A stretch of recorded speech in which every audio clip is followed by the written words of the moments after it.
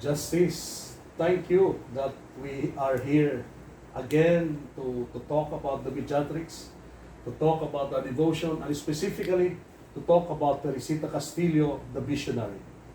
And I have seen and I have read in so many testimonies that you have been so close to Teresita Castillo. I was.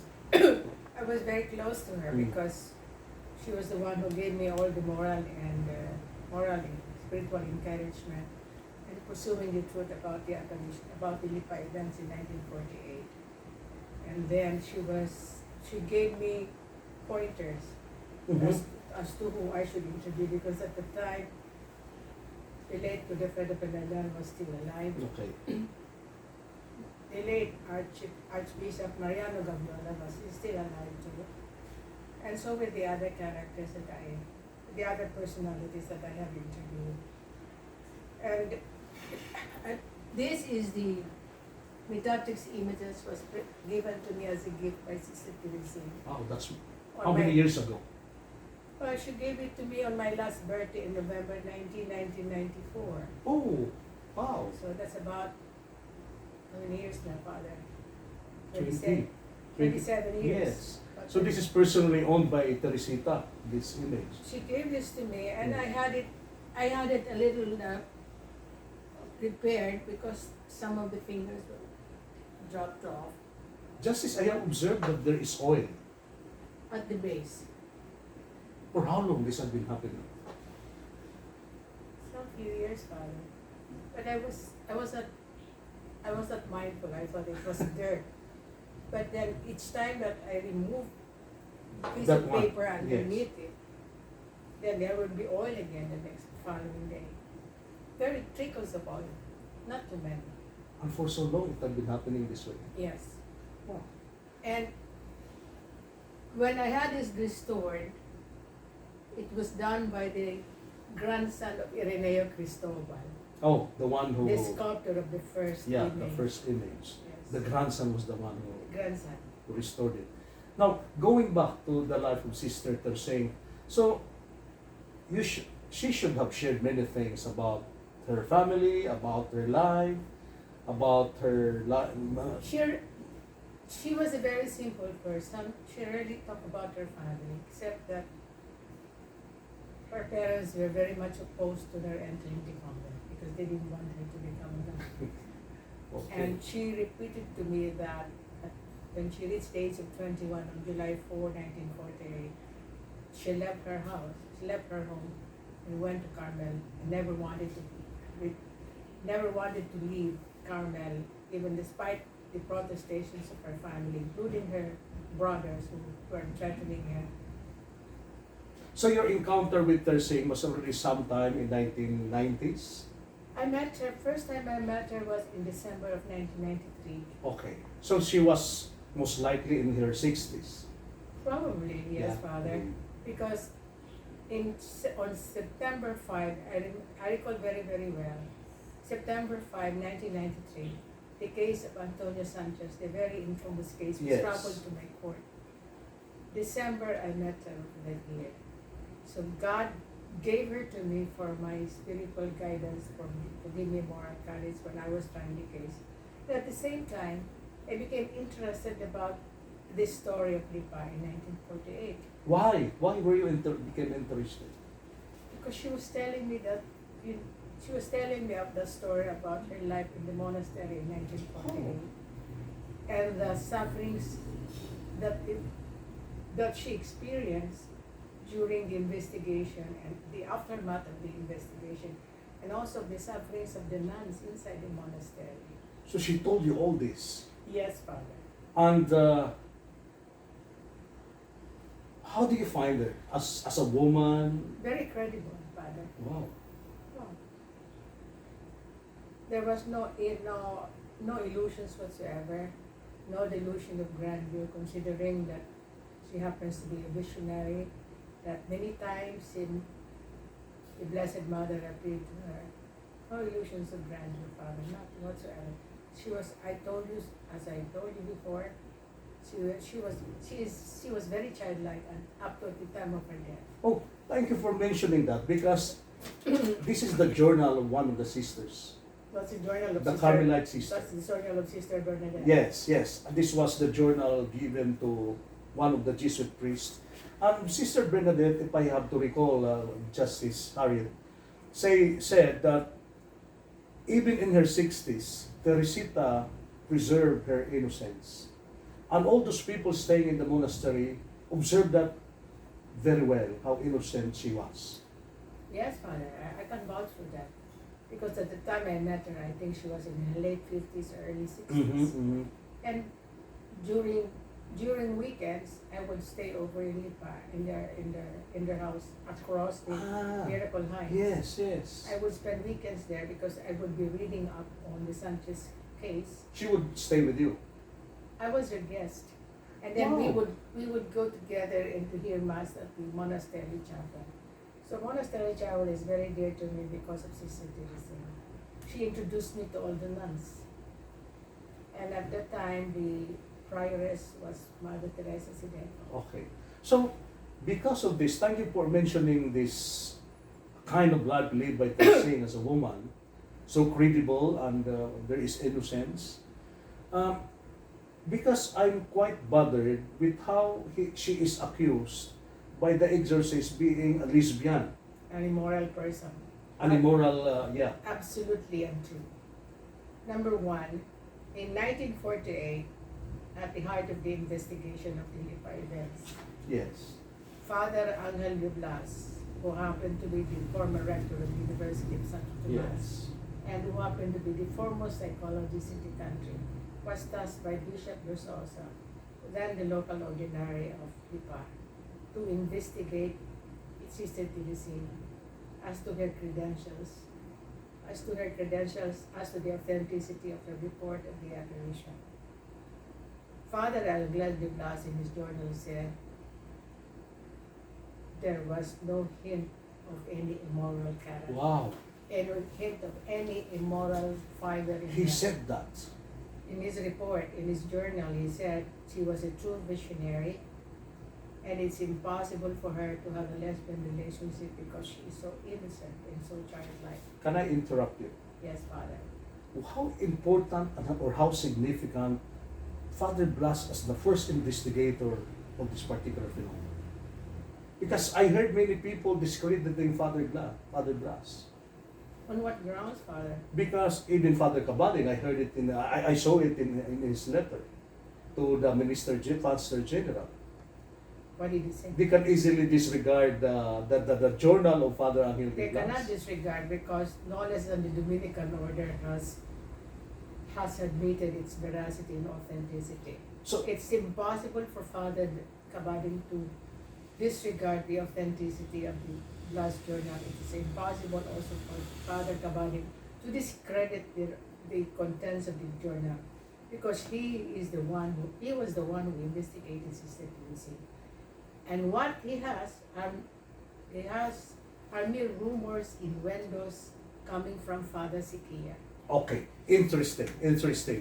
So therefore, the journal of Father Angel de Blas, being the one assigned to investigate the matter, is so significant. Very significant. If you trace it back from the start of the apparition down the line, in 2009, when then Archbishop Arguelles created a commission to revisit the Lipa events in 1948 to give justice to whatever is due. And during the course of the collation of the documents, by the way, my documents wherein I was able to make the sworn statements that I have secured from these people, the late Bishop Godofredo Fernandal, the late Mariano Gaviola, and so many other Two bishops. priests, Monsignor Coronel, and the former secretary of Bishop of Viar, who was once the Bishop of Haro. Like the mayor. I also interviewed him. I got his one statement. Yes. Depicting Sister Teresina as a very holy woman. And of course, And Vidal. Cardinal Vidal. Yes. I interviewed with him. All say that all these accusations against her immorality are untrue. And not only that, from the time in 1948, 1949, when Father Angel de Blas investigated Sister Teresa, and down to the time that the Commission of Archbishop Casueles was collating all the documents, revisiting the Lipa events, Dr. Dolores de Leon, a noted psychologist who was a member of the commission created by Archbishop of Casueles, also have extensively interviewed Sister Teresa. Oh. Tell us, please. And she said in her report, she is a very normal person. No lesbian inclinations whatsoever. A real woman. Very normal, regular person. So where are they coming? These people who are Just to accusing. discredit. To discredit. This is grave, an accusation. That's why this is one of the crimes of Father Sikia and the rest, the crime of falsehood, apart from the crime of heresy. And what is the heresy, Father? That this inmates is satanically infested. Yes. So that's a crime of heresy. It's against, And therefore they have to destroy. they have to destroy. And they also have to destroy the sanctuary of the Lipa Carmel Apparition. the Yes. apparition site. Yes. Yes. So here you are clarifying about the personality of their saint. I can And vouch what for it. you are saying actually was seen by Father Angel de Blas and also by the sisters, particularly And by Doc- Sister Bernadette. Dr. Dolores de Leon, That psychologist, yes. the noted psychologist, a revered psychologist, and I brought we were all there because I was also I also gave my testimony about my cure in 1995, and then at the time I was already with the St. Teresing, and we were all. I met Father Richard Hernandez, the chair. Okay. The members happens to Yes, be Dr. yes. Dolores de Leon. So these were the people responsible for collating all the necessary documentation regarding the Lipa events, revisiting what really happened, because during, if you recall, Father, in the previous episodes, the previous interviews that I had with you, the investigation was an irregular investigation. Irregular. Oh, Highly I remember irregular. that. In fact, it was a sham investigation because they already had a verdict in mind. Yes. In fact, Father, I have a copy of the handwritten notes of Cardinal Santos. Okay. He was the one. He just asked the five bishops, the six including him, to sign the verdict that he wrote. That's the handwriting of Cardinal Santos. Yes, it is. Wow. This is the verdict. And then with the concordat of Pagnotti, right? Wow. This is April 11, 1951. This is decree. Yeah, that's the Oh. all the prohibitions there written.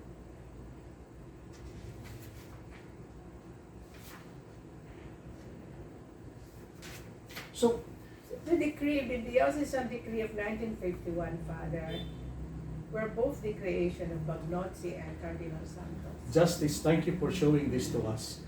My dear friends, this is the handwritten decree of the 1951, written by Cardinal Santos, Rufino Santos. And it was translated in an official document signed by the six, Reyes, Guerrero, Madriaga, Sison, Rufino Santos, and Vicente Reyes. But the text, the contents of the decree was done by Cardinal Santos alone, with the participation of Bagnozzi. So the investigation was a sham.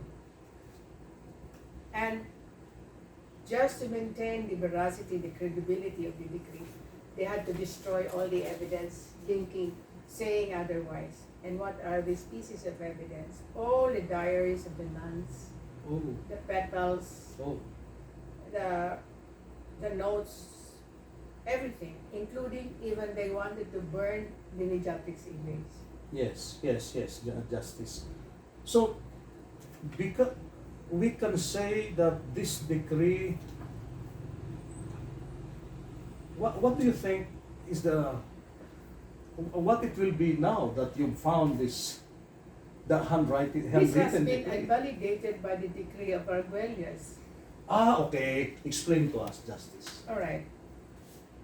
This is just a diocesan decree, Yes. and it can be elevated by the next local ordinary of Yes. Lipa. So in 2015, on September 12, 2015, I have it here.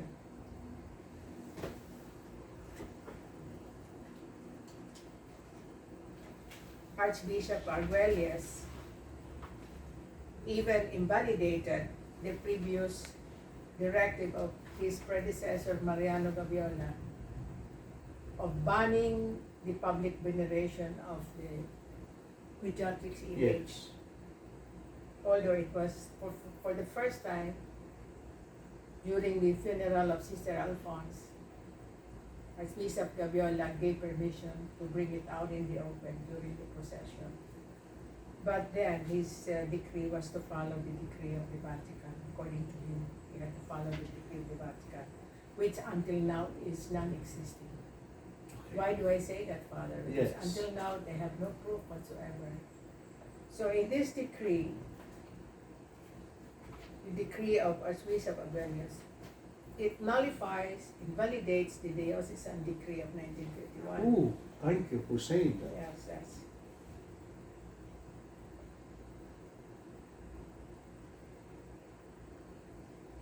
And I like here, it says it does not possess supernatural character. This is the decree of The diocesan. the decree of 1951. Yes. Formulated, no less formulated by Cardinal Santos himself and merely affixed by the other members of the commission. Yes. Bishop Gabriel Reyes, Bishop Cesar Guerrero, Bishop Mariano Madriaga, Bishop Juan Cesar, and Bishop Vicente Reyes. Mhm. So it says there,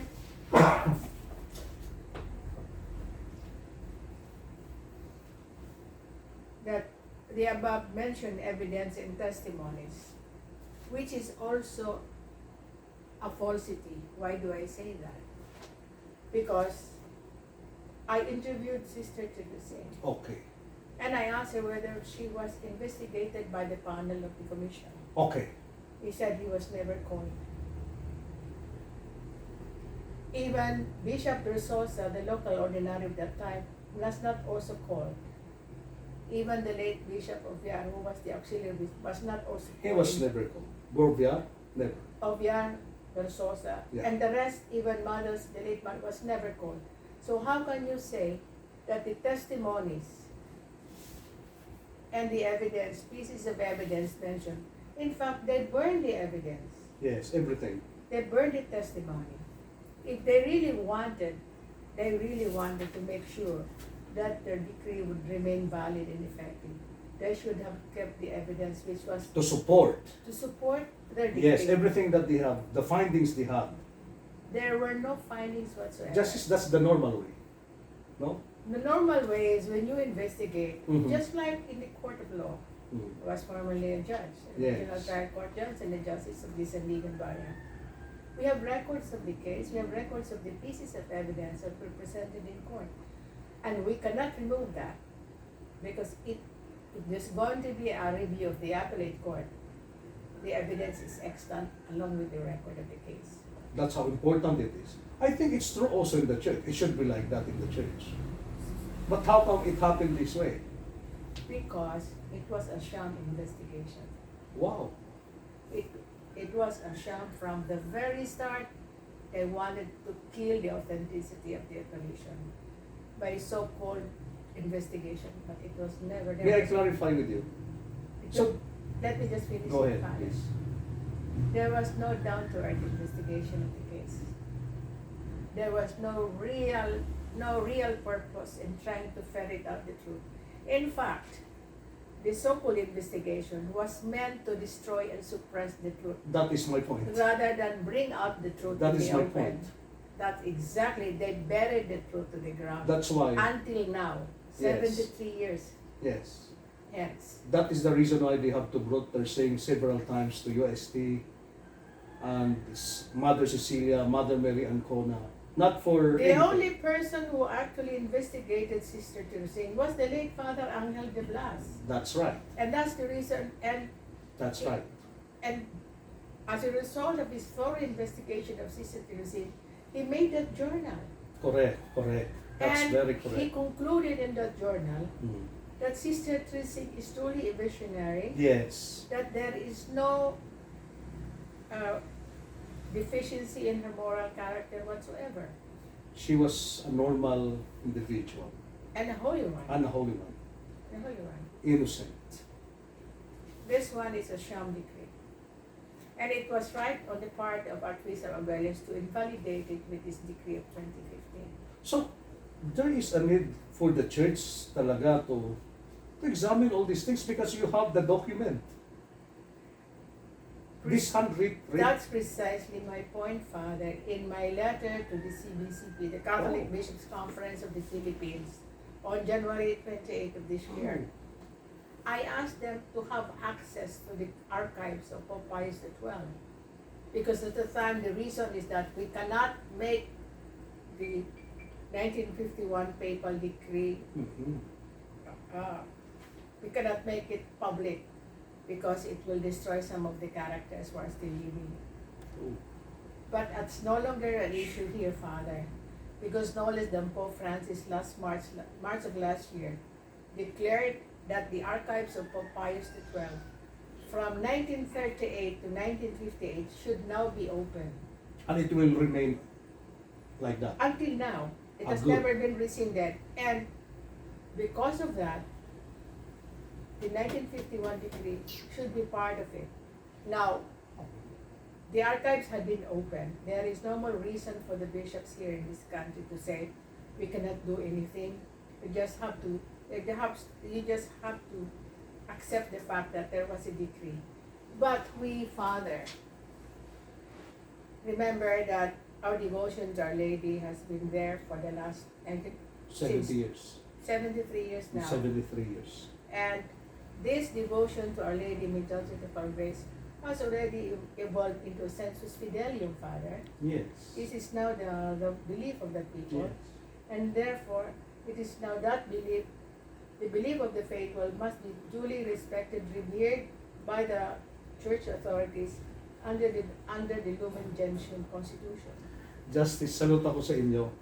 You know, you have been asking the document of 1951 and here you are, you found the original document. This is I mean, the Vatican, the Pope Pius XII. no. This is not the Pope Pius XII. Yeah, this is Cardinal Santos. This is the diocesan. The diocesan, I mean, you have been asking them to provide you with the decree of Pope Pius XII that they're saying, you know. They could not produce it. Now I have challenged And them. here you are, you found this. No, I have found the decree of the diocesan. Wow. Signed, no less signed, duly, the authored no less by Cardinal Santos and Bagnocchi. Wow. And they were just they were rubber stamped by the 5 bishops Wow. who were Wow. appointed to investigate. I salute how your network is powerful. Able to find all these things. Imagine the handwritten decree, the diocesan decree. That's wonderful. You're about to say something about that thing? Yes, Father. They're saying I asked the incumbent president of the CBCP, Archbishop Romulo Valles, if the CBCP has a copy of that, because it's a very important document. And he said, at that time CBCP was not yet constituted, so they don't have a copy of the papal decree of 1951. And there is none also in the archives. Even in Papal Nuncios archives, as said There by... is none. Yeah. By nine in the archives of Papal Nuncio, not in Lipa. the archives of Lipa. There's nothing Nothing. in here, nothing here in this Nothing. country, nothing in the As said by Bishop Gabiola. And here you are, you found this handwritten decree. This will only prove that the investigation was sham all along. The so-called investigation was never really an investigation. It was meant to show to the public that they went into the process of investigating the whole events. But Bagnochi came with one purpose, to suppress the truth, to destroy the truth. So everything was anomalous. And besides, he has no power, as in he has no power to investigate because he merely holds a diplomatic position. Explain to us, please. Remember, Father, Vatican, when you speak of Vatican, Yes. you speak of two concepts. Yes. Vatican as a state. And that is why it's called a state within a state. Yeah. Italy is state, but there is, by reason of international agreement, Vatican is considered also a state independent of Yes. Italy. Yes. It's state, political state. It is a political state, Yes. but at the same time, it is the church, Mm-hmm. the Roman Catholic Church. Mm-hmm. So when you speak of Papal Nuncio, you speak of the Vatican as a state. It's the representative of the Vatican Please. state. It's the representative of the Vatican state to the Philippines. So the papal nuncio here in the Philippines represents the Vatican as So a the state. word is always political, most of the Diplomatic. time, diplomatic.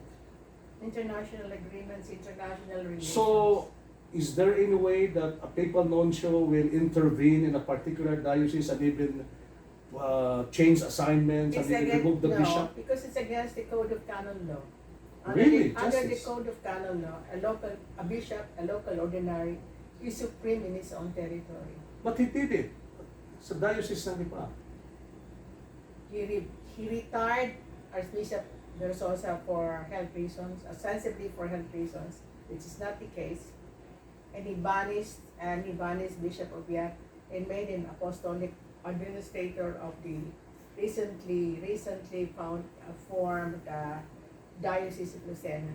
So this was extremely irregular. If you are interested in knowing the truth of the apparition of the events, you will let them stay. Number one is that Bishop Versosa, as a Yes. local ordinary, should have the power to investigate, as in fact he did. He started the investigation by commissioning Father Angel de Blas Mhm. to investigate Sister Teresa. Correct. The directive came from Bishop Versosa. Yes. And then they took over. They removed him. What were the reasons why they removed him? Bagnozzi and Cardinal Santos, at that time Monsignor Santos. Because Bishop Versosa also witnessed the shower of the rose petals. He was an eyewitness. Correct. He did not hear it from Sister Tilsing, but he saw it himself. He saw it. Also in the case of Bishop Obiang. So these two were authentic witnesses. And you put them on the commission, investigate them, and given their credentials as the local ordinary and the auxiliary local ordinary, nobody can question their credibility, Father. That's very correct. And what will be the same, the truth will come out. But if you remove them, you suppress the truth. If you don't even if they had been removed, for the sake of At argument, least, Father, yes. they should have investigated him. Yeah, they should have been asked and explained their side, no? They should have investigated them. What did you see? Mhm. When? How? Mhm. Wow. They could have easily shed light on the truth, on the real circumstances of the events, but they never did. That's why there was a big cover-up of the truth. Number two, Sister Teresa, they never investigated her.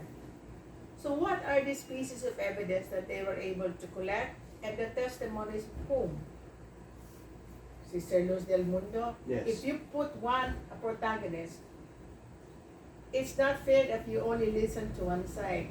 If you want to arrive at the truth, you have to hear both sides. In fact, many sides. Many sides. An impartial tribunal, an impartial commission would have to hear all the sides of the story. not only what you want to justify. So here, they only here decide to justify their suppression of the truth Mhm. by saying that the event is not supernatural in origin. Oh, just as you're saying, they, they only hear people to justify their suppression of the truth. Justify the suppression of truth, meaning they want to establish lies. Yeah, yes. And it's easy to establish lies by getting somebody to say that. And here comes, and there's nobody to oppose. There's nobody to oppose that what he's saying, he or she's sharing is a lie. Because there's nobody to oppose because they banish the people who would be telling So the this truth. is an injustice. Par excellence. A great injustice to God and to the Blessed Mother. Justice. What do you think, going back to Teresita Castillo? She was, I read. You know, Father, yeah. it's very unfortunate that we were not there during her dying moments. Yes, I was. I was in the hospital because I was confined for almost a month. And at the time of her death, I was still in the hospital. She died November 16. That was our agreement as a friend of Tersing, as her confessor, that I will be with her. But somebody told me, who was there in her dying moments until her death, she maintained that the truth of Lipa, that the events in Lipa are truthful. Yes. She maintained. She did not waver, despite the fact that she is dying. Normally, Father, if you're telling a lie in your dying moment, you will recant because you're scared. Eternity. You're scared of eternity. She said that to me many times. And she That also there is truth. And she also told me, when we were together, she kept on saying, when she was recounting her ordeal with Father Angel de Blas, Yes. and as she said, even now, if they will insist of killing me by telling me that what I said isn't true, I would rather die than speak a lie. Correct. That's very correct. She said that. Yeah. She said that to me, Father. That's why I believed her. Yeah. Justice. Very interesting. The discussion is very good. About Tersing, when, they had this kind of decree, and Tersing was still there, but she was asked by one of the prioress, Mamir, better for you to voluntarily leave, and what are these things that had happened? Well, there are so many accounts of Lipa at the time, and there are 3 books. But the most authoritative is June Kitley, because June Kitley, the late June Kitley, was able to interview Sister Teresita extensively. Yes. I did interview her after June Kitley, but I never wrote any book, but she did. And according to Sister Teresita, she was insisting that her six-month period was over, and she would be qualified as a novice. Novice, okay. As a novice. But they denied her that. Then Mamel said she had been absent because she had been going to the hospital for the investigation. Then she said, the late Mamel told Sister Teresita, it would be better if you just leave voluntarily so you can come back. That was a ruse because they had in mind to let her go permanently. Justice. Mamil knew that Tersing has to complete days or months of stay. Why she allowed that Tersing would go to UST if Tersing was trying to complete days of stay to qualify her? Because of the investigation. Mamil should have asked the investigators, come to Carmel. Precisely. Not in UST. Well, that was not the understanding between Bishop Bersosa and Father Angel de Blas. Because at her expense of Tersing. No, even assuming that she would have gone, they should have considered as unofficial work. Correct. And part of her novitiate, or part of her postulancy. Part of her postulancy. So she could not be considered as absent because she's doing a job. So this is anomalous. So even Mamir has a say on this, accountability, I mean. The only person who actually was very supportive of Sister Dulcing was the late Mother Cecilia. The rest of the nuns were very scared because they were threatened. Stop talking about the event or this congregation will be disbanded. And you will be removed. Actually, as said by Sister Bernadette Justice, they have been waiting until 1962 that they will be, it will be closed, the monastery. And one time, Sister Alphonse said, interviewed by Sister Bernadette, whenever I recall that moment, I would prefer death than to undergo the same ordeal as what happened to us before. It should have been terrible. It was persecution, Father. Persecution, and these nuns are, Kawawa, are simple people. Kawawa. And they don't know how to fight because that's not within their character to fight. Okay, please, let it know that it's not within their character to fight, and therefore they can easily be abused and intimidated by higher authorities. Okay. Because Bagnozzi acted tyrannically. So you are saying it happened that way? It did. The way to suppress this truth is to intimidate people. Why do you think there is a recantation of the late Cesar Guerrero? Yes. And what did he say? He had to sign it under duress. Mm-hmm. The bishop had to sign it. This is a decree prepared by Cardinal Santos under duress, under threat of excommunication. Imagine, excommunication. Oh, if they can do it to the bishop, what more to an ordinary nun? And these are contemplative, so simple. Simple. So they can. This was really an abuse of power.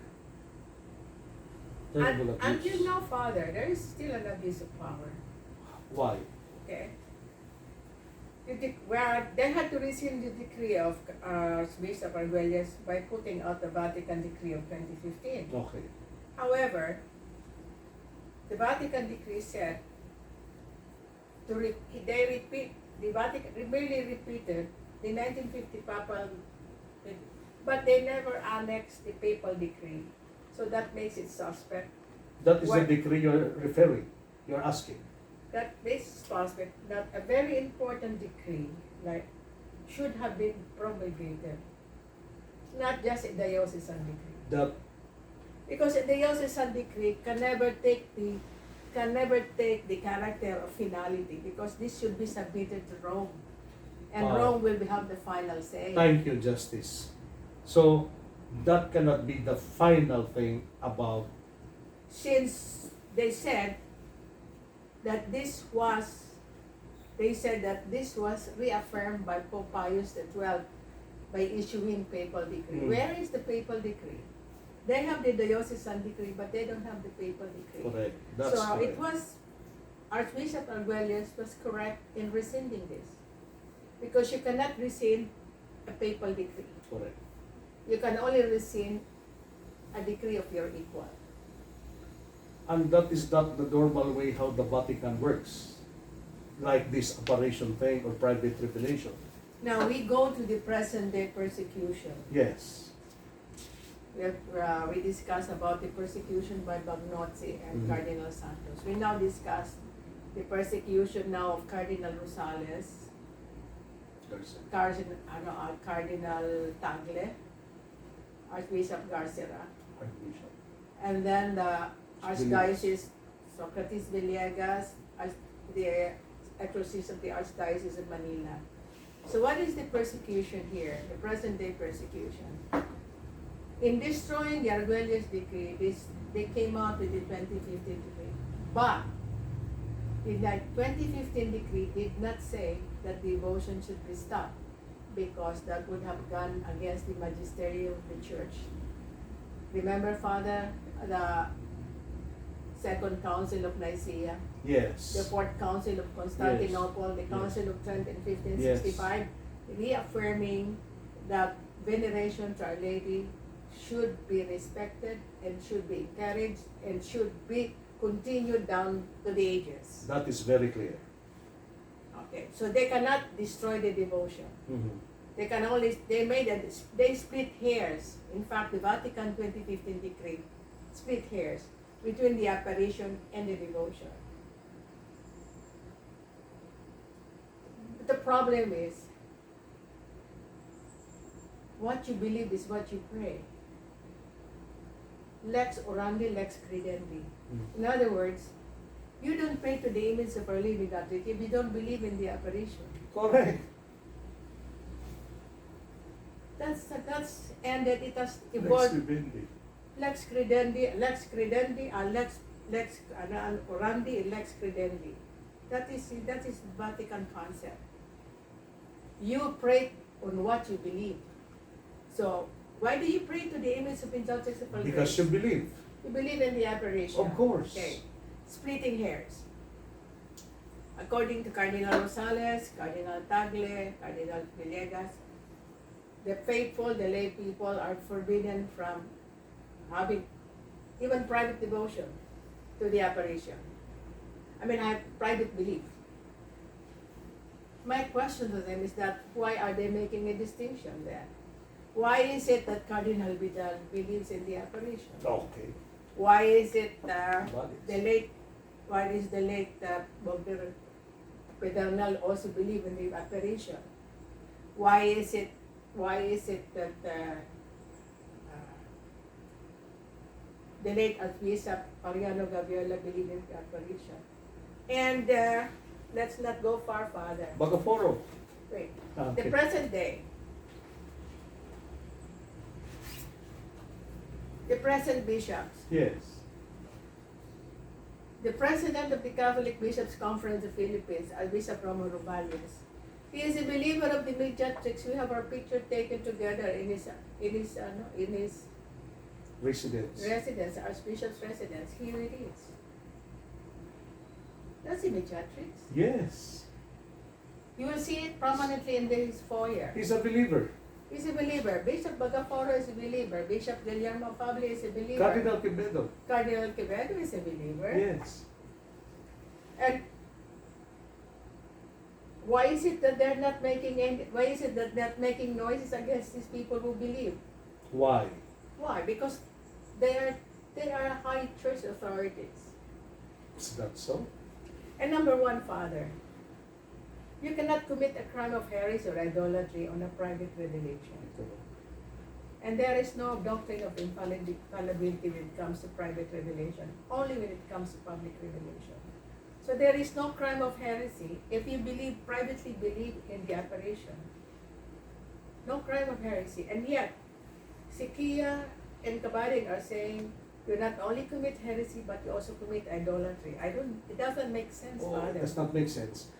They are actually the one committing heresy. They are committing heresy by saying that the image of Our Lady is Indeed, Justice Harriet. demonically infested. Indeed, Justice Harriet.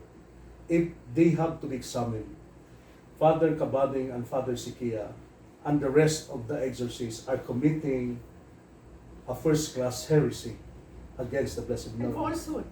And the crime of falsehood. Crime of falsehood. These are the two big crimes that they are committing. Falsehood. Yes.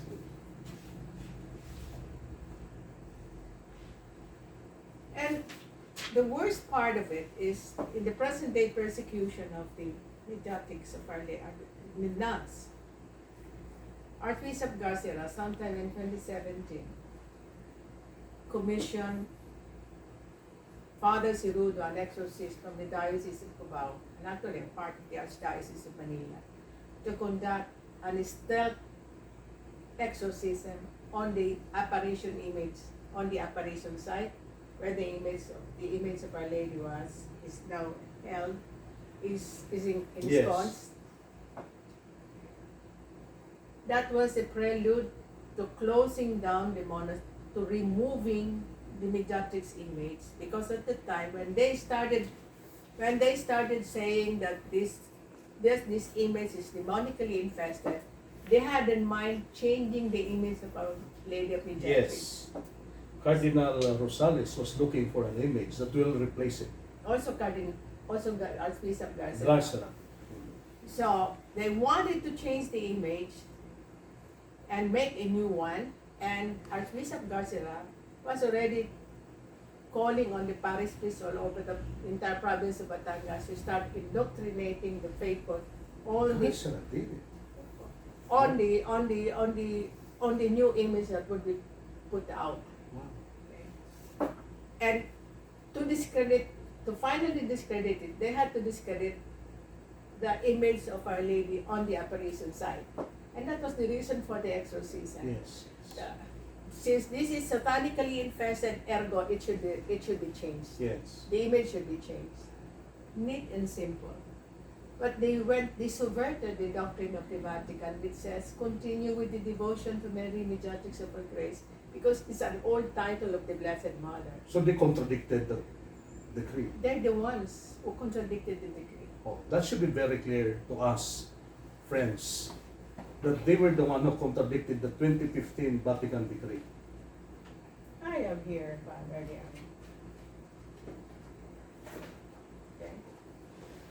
Oh, They started changing the image of the Mediatrix in Tayabas, Quezon, in the where? congregation founded by the late Bishop of Yan, Oh, okay. Missionary Catechist of St. Yes, Felix. yes, Okay. yes. Father Sikia went there and said that, and scared the nun, the nuns out of their wits and said, "What you have here, Father, that was the image of Bishop. That was the Mediatrix image of the late Bishop of Yan. What you Wow. have here is satanically infested. You have to bury it to the ground, remove it, or chase it." So they chase it. They put a crown, and they place a heart in the middle, and then they painted on the outside Yes. Page two. on the outer line Yes. a gold So it becomes Immaculate Heart Immaculate of Mary. Heart of Mary.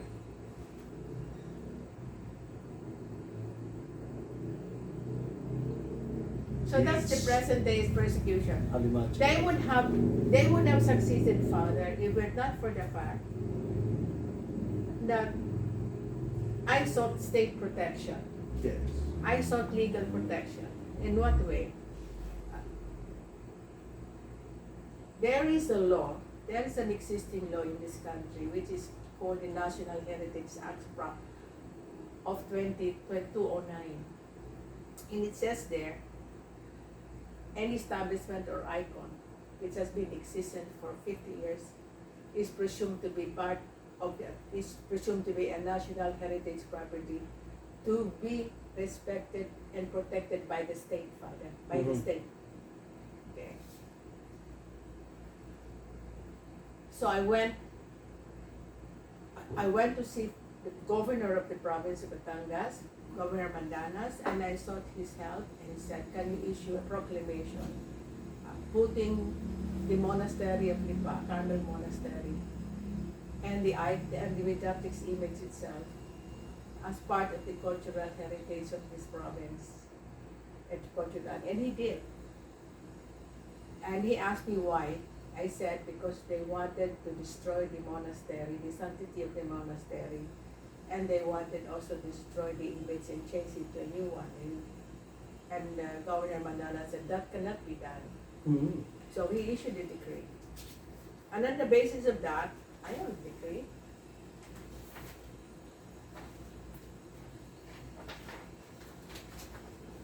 On June 28, 2017, in time to stop Archbishop Garcia from fielding new images of Yes, Mediatrix, yes, yes. to stop him, Governor Mandanas issued a decree, proclamation number 2, 2017, saying that the site of the Lipa Carmel Convent with the statue of Mary, Mediatrix of her grace, is considered as part of an important cultural tourist destination of the province that needs to be preserved, protected, and promoted. So it's now under the protection of the LG province of Batangas. Archbishop Carcera can no longer touch the monastery, not even touch the image. Is he aware of that I proclamation? wrote him, I wrote him a letter and said, I warned him that what he's doing is he cannot do it from the point of canon law. We are not talking about the point of canon law here.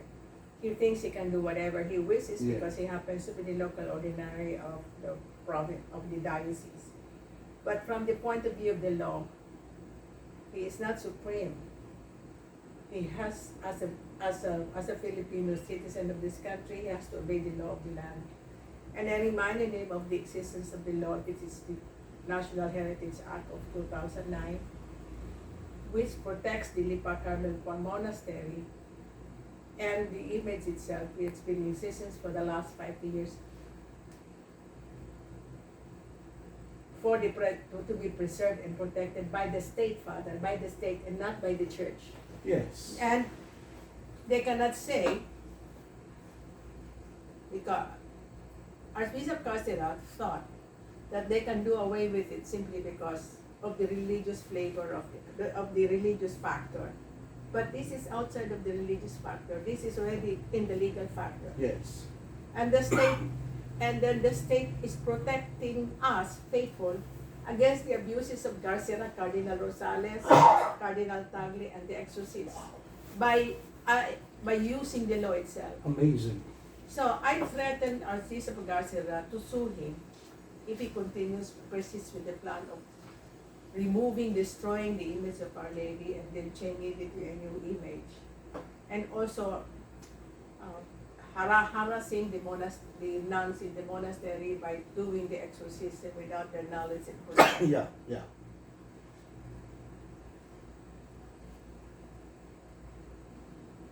In the National Heritage Act of 2009, which was promulgated under the administration of President Gloria Macapagal Arroyo, it says there that the image anything that is covered under the law should be preserved, respected, and defended by the state itself against anyone, Father. Meaning, even against the religious, Yes. even against a Wow. bishop, even against a priest. So the image of Beatrix enjoys the protection of the law. Yes, because it's legally presumed that it is a national cultural heritage property because it has been in existence for the last 50 years. The monastery enjoys the protection of the law. Yes, Father. The apparition enjoys the protection of the law. The apparition site. Yes, right. Because the law does not Yes. protect the authenticity But of the the site. apparition.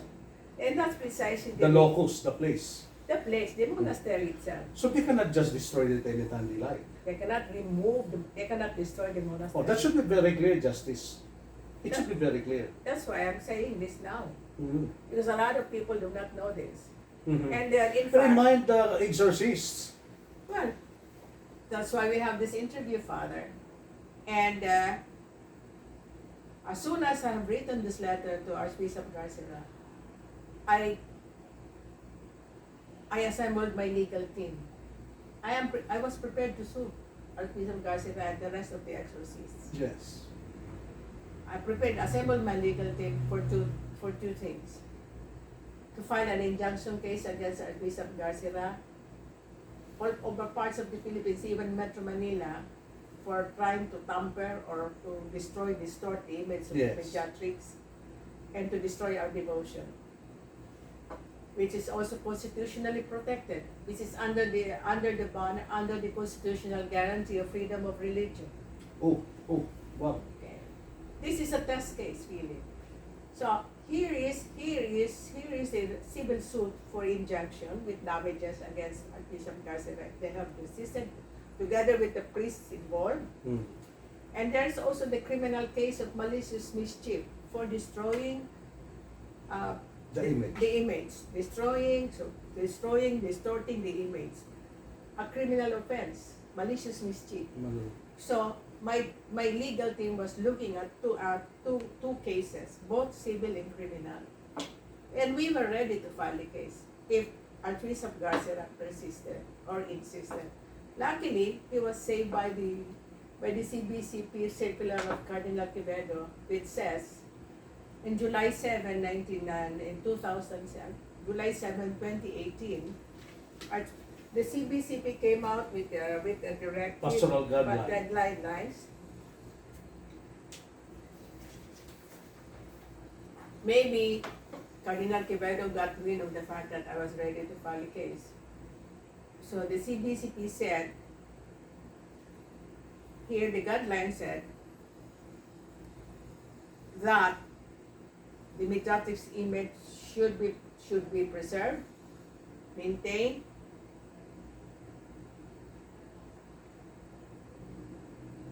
and the devotion to mediatrix should remain and should be promoted. Remain and should be promoted here. Oh, so it is accordance with the Declaration of Mandanas. Yeah, very good. Very well done. No, Mandana's the declaration was in 2017. Yes, but The pastoral instruction and guideline to Our Lady Mediatrix of Lipa and local interpretation was done in July 7, 2018, up during the plenary council of the bishops. the essence is the same. For the protection and for the promotion of the... Well, it says here that those who try to investigate priests who claim that it is satanically infested, I did. I filed a case for heresy against Father Siquia on this basis, Father Cabadi. Yes. But then Cardinal Quevedo just dismissed it outright and said there is no evidence. But it was What in his evidence? it is in his pastoral instruction. That's why I wrote him a letter and said, what was your basis that there is no truth to the allegation? You haven't even asked me to present my evidence. Okay. You cannot I wrote him a letter. Okay. I reminded him of the fact that he has to follow due process of law. He has to be impartial, and he cannot just say, because I said this was under this heretical teaching of Father Siquia and the rest of the exorcists of Diocese Manila were under the guidance of, not guidance, but with the tacit tolerance of Cardinal Tagle, and therefore he should be made a party to the heresy. Right. But they ignored it, Cardinal Quevedo. Probably because of peer pressure. That's what you've heard, Justice? No, that's my supposition. How else can you fight another Yeah. cardinal?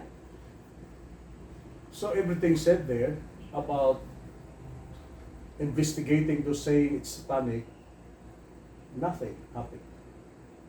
I did.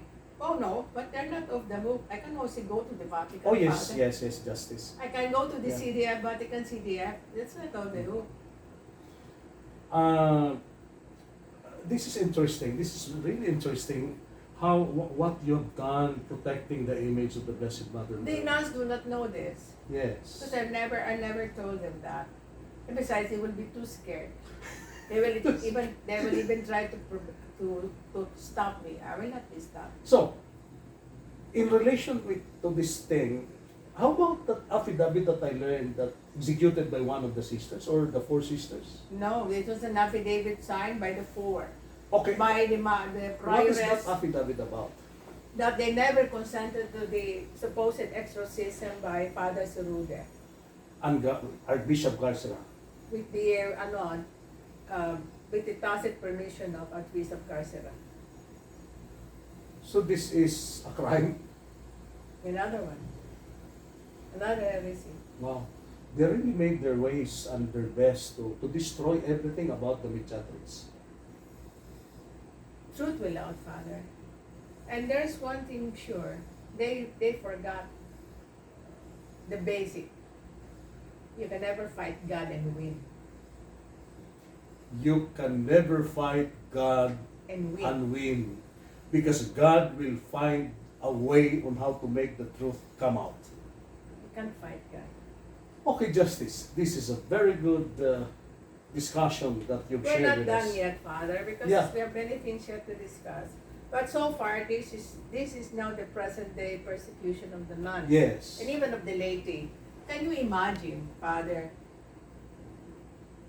The laity got confused, and so many mediatrix believers They really are. felt cold towards their Yes. devotion to Our Lady simply because they were Yes. scared that the image that they're venerating is satanically, demonically infested. Yeah, and they have been propagating, telling Lies. people, making conferences that it is demonic. But still, my challenge remains. No. Prove it. Prove it. Prove it. Choose the forum. Yes. We will be there. We will have our own experts. We will have our own panel of exorcists. You have your own exorcist, Father Sikia, your group. Now prove it to me. Prove it to us, faith, Mediatrix devotees, that the image we have is Yeah. satanically infested. Prove it. And to prepare the exorcist of what they can do, I'll give them a clue. You have to see to it that we will see physically existing snakes infesting the images. Try to prove it that way because that is your claim. Now, if you cannot prove it, that is a crime. That is falsehood, and that Yeah. is also heresy, and that is blasphemy against the Blessed Mother. Yes. To make it easy for them, they have to provide that snakes infiltrating the images of the Mediatrix. Show us the proof, Father. When you say this, do not say ex cathedra.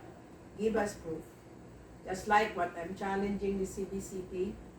Now that the Holy Father has opened the archives of Pope Pius XII, now this is the time for you to check whether there is indeed the papal decree on Lipa in 1951 or there's not. Now let us see. It is very important, Father. I wish to remind the bishops of Article 2013 of the Code of Canon Law, which mandates them to assist the faithful in their exercise of their faith. And we are now exercising our faith by asking your assistance, honorable bishops. I call you honorable because you're supposed to be bishops. And then had the high church, the hierarchy of this Catholic Church in this country. Show us the way to the truth. And the way to the truth is to have access to the archives, the Vatican archives of Pope Pius XII, which is now open, which is easily accessible now to you. During the time before it was open, Father, not even Archbishop Arguelles was able to have access. Yeah, those days. Those days they were not. Now what's keeping the bishops now from seeking the truth here in Lipa? It is important that we know the truth. The responsibility. It is your responsibility to teach us. You cannot teach us morality if you yourself do not want to find out the truth. Just as I want to add, even one bishop, even from my diocese, saying, Justice Harry Demetrio keeps barking. But I told them, I am barking at the right. she barks, but she barks at the right. No, there is a saying that you're barking at the wrong tree. Yeah. I am barking at the right tree. And you're consistent with it. I am very consistent, and I make sense. You make sense. I make sense. That is the big point. The main thing is I make sense. You're not listening, or you refuse to listen because you're afraid to face the truth. The only reason that you're ignoring all my letters is because you're scared of the truth. You're scared of your own sins.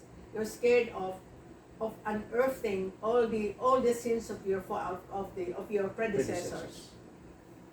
This is the time to come clean. Show us the way. Show us the truth. You cannot lead us without showing us the truth. That is a big problem if the truth is not shown to us. Okay, Justice. I'm also a father I'm in the process of consulting some canon lawyers, Father, as to whether we the faithful have a right to have access to the Vatican archives. You better, yes. Of Pope Pius in the light of the hesitancy of some of the bishops here in this country to gather enough strength and asking for asking for some documents on Pope Pius XII regarding the apparition of Lipa. So that is your intention now. But that's my intention, because I cannot just sit down and wait until such time that I'll get fed up and just walk away. I will not walk away from this fight.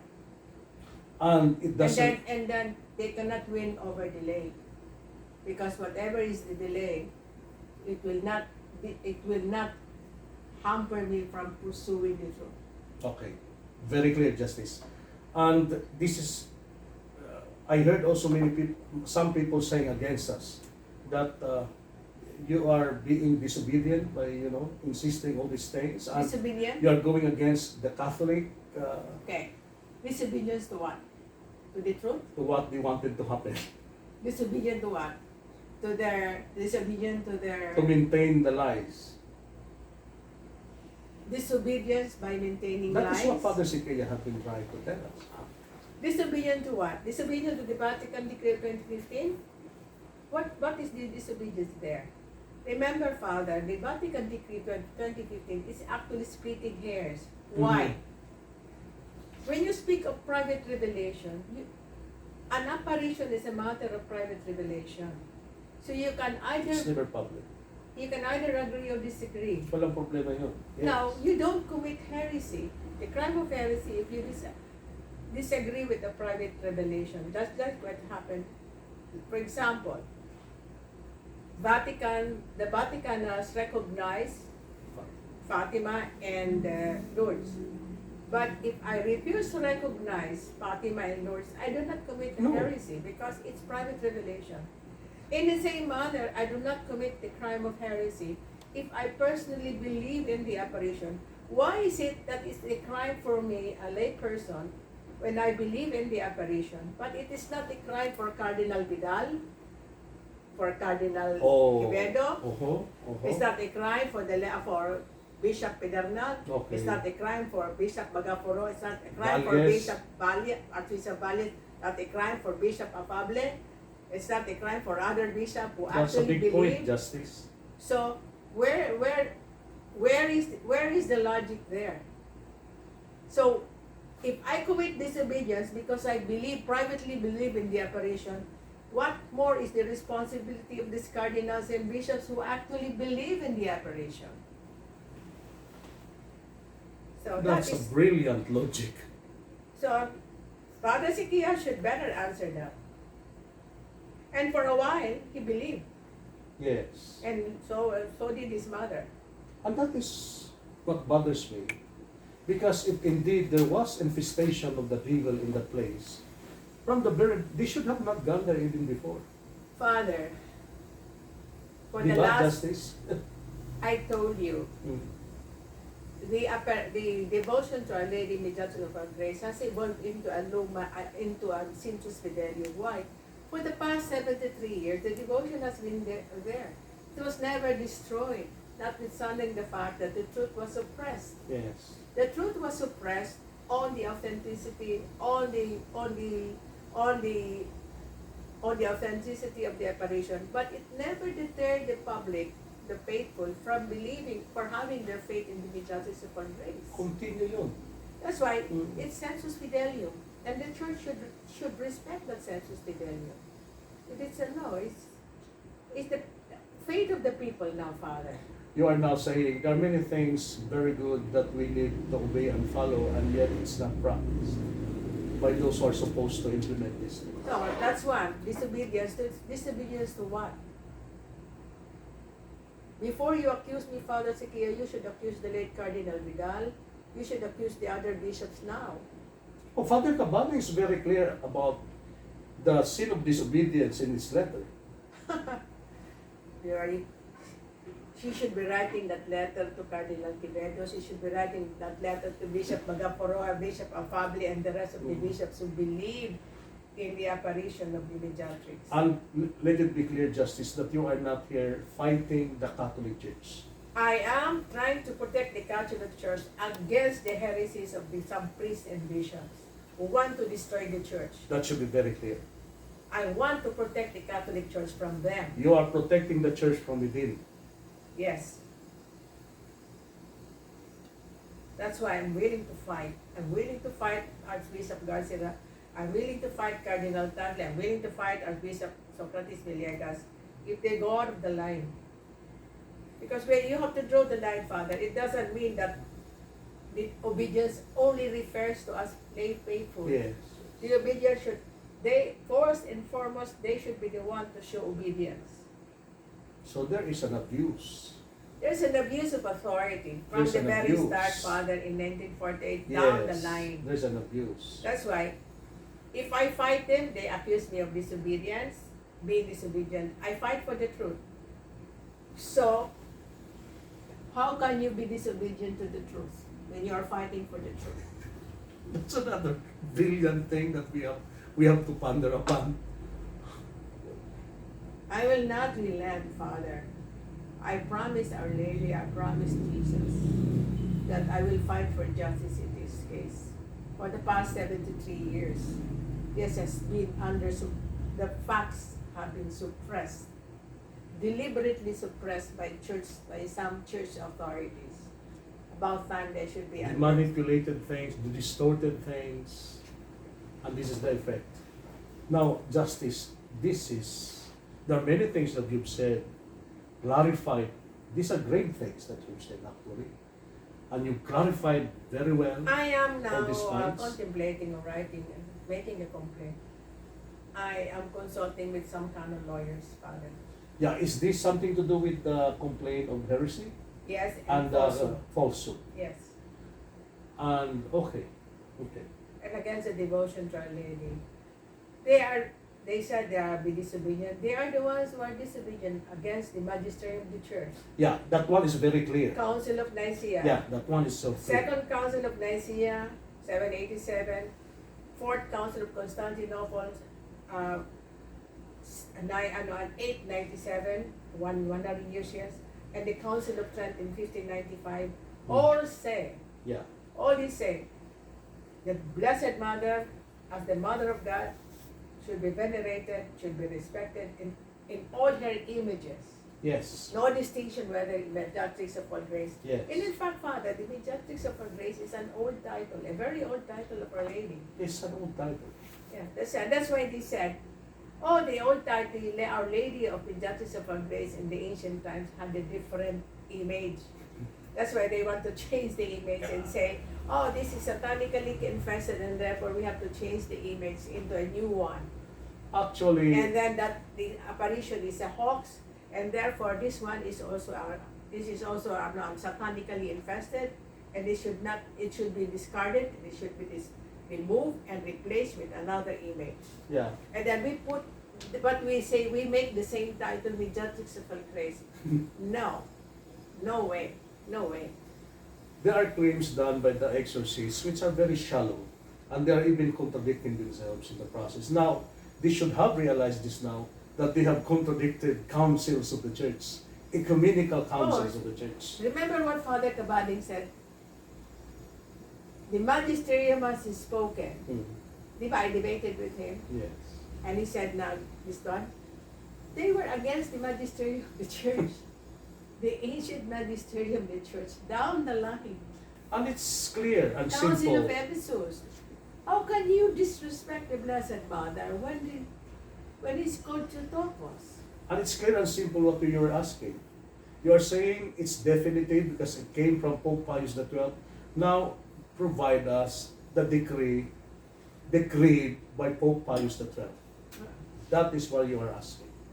Very basic, very simple, but might be so difficult because it might not be existing. That could have probably the reason why Archbishop Arguelles made that decree in 2015, rescinding the diocesan decree of April 11, Yes. 1951. Yes. Because he could not be, he had doubts whether the papal 1951 decree was truly existing or not. That was also, I think, the question of Archbishop Arguelles. Precisely. So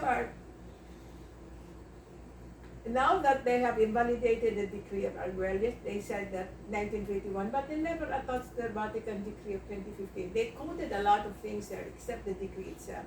this is a big trial. When you quote attempt. the contents of a particular decree, you should attach the decree itself, where you base your quotations.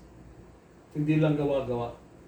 Well, yes, because It will be the basis. Eh. that is the primary evidence, the Hmm. decree itself. Show me the decree, and then I will keep quiet. But if there's no decree, then rectify all your sins from the past, including the present. That's valid. What you are asking. As It's according to human logic. empowerment of the native father, lumen gentium, That's very logical. I have the right to ask Yes. assistance from the bishops. Yes. That's very logical. They have to show to you or to us the 1951 claim decree decreed by Pope Pius XII. Otherwise, it's presumed it's not existing. Until now, I have my doubts. Because a very important document should have been promulgated. And it caused international furor all over the entire church. So this Lipa controversy is not only local, it is international. Yes. So justice, this is where Tersing, the entire life of Tersing, she had been suffering this way because of all these things. How she was manipulated. They all suffered in silence. The four principal characters For of the this. Lipa apparition. Sister Teresita Castillo. Yes. By the way, Father Sikia, she's not Teresa Castillo, she's Teresita. You write in your confidential letter, and even in the Vatican decree, the address is She's as Teresita. Teresa. And yeah, in that decree, That's why. they have to be careful in that decree because Because they should know Teresita has nothing to do with that. Teresa is not the same as Teresita Teresita, Castillo. they're totally different. Two different persons. Yes. Mother Cecilia Shalsita, Bishop Alfredo Versosa, Mhm. and not Ovia. All right? If these four, where are they now? Sister Teresing died a very holy death. Mother Cecilia also died a very holy death. Bishop Oviar is now called Venerable, Yes. and Bishop Versosa is now called the Servant of God. Yes. So if these people were fomenting fraud, they were creating fraud, they were making mischief out of the Lipa events, they should not be enshrined in the Catholic Church. You are saying a beautiful, very good point about these four people. Therefore, the claim of the exorcist, not true. With the kind of life they live. The kind of life they live. Sister Teresing lived a very simple life. Outside of the monastery, she never expressed resentment against those who persecuted her. She said, I leave it to the Blessed Mother, and he said that I will be suffering all my life. She was very submissive to the will of God. And that's a trait of a saint. Submission to the will of God. Agree. I've never met Mother Cecilia, but from what I've read about her, she was a very holy person. Gentle, silent, Very holy. prayerful. Holy. Bishop of Villar, well, even Cardinal Rosales wrote a very glowing book about him, about his piety. Bidalto. And Versosa. How come these people are now one step away from sainthood, and yet they're believers in the apparition of Lipa? So what are you telling us now? That it is our sin to believe? And look at these two people. It is our sin to believe. That's very valid. Oh, it's our sin to believe. So we have to continue, we have to defend and promote.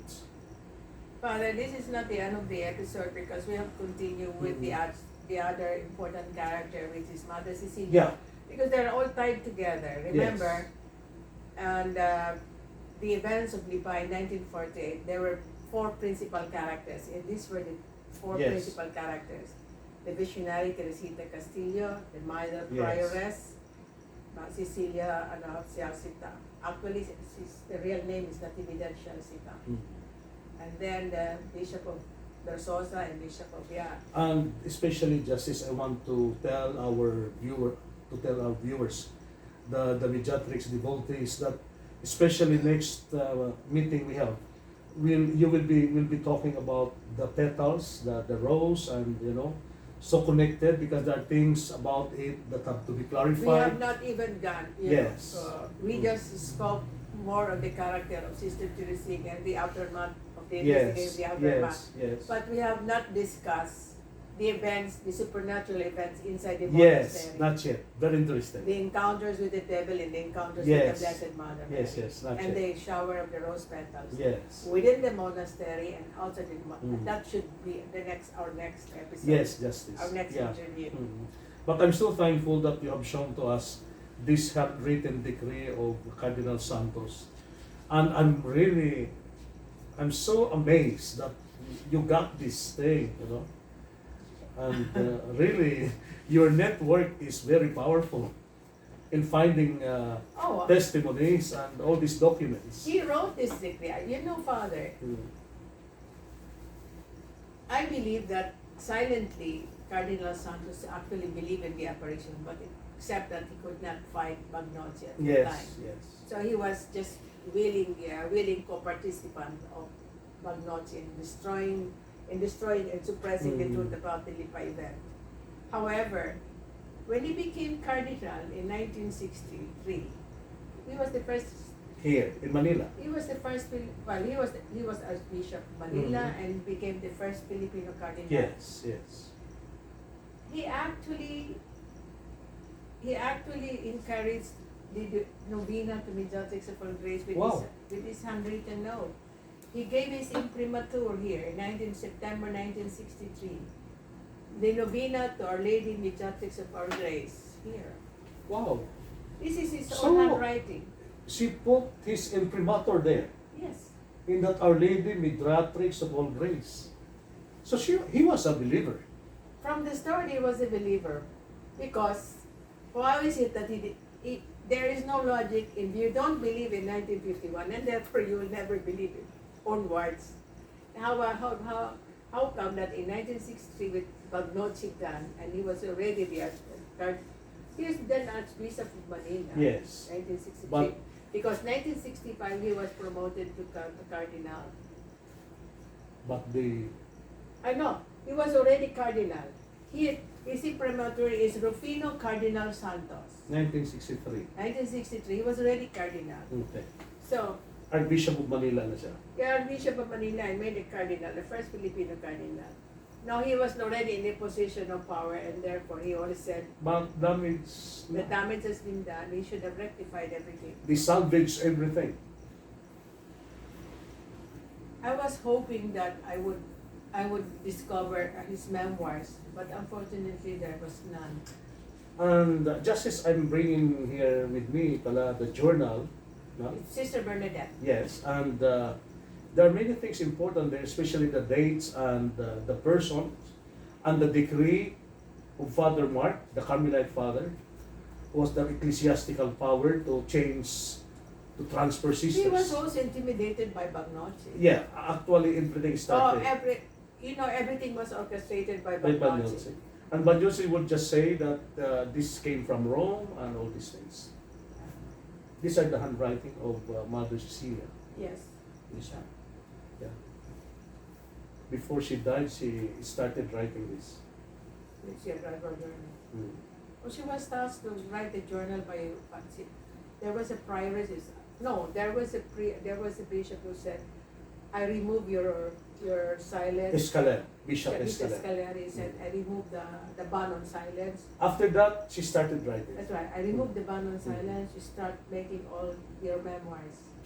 And this one, Justice, facts here, corroborate with what is said by Father Angel de Blas.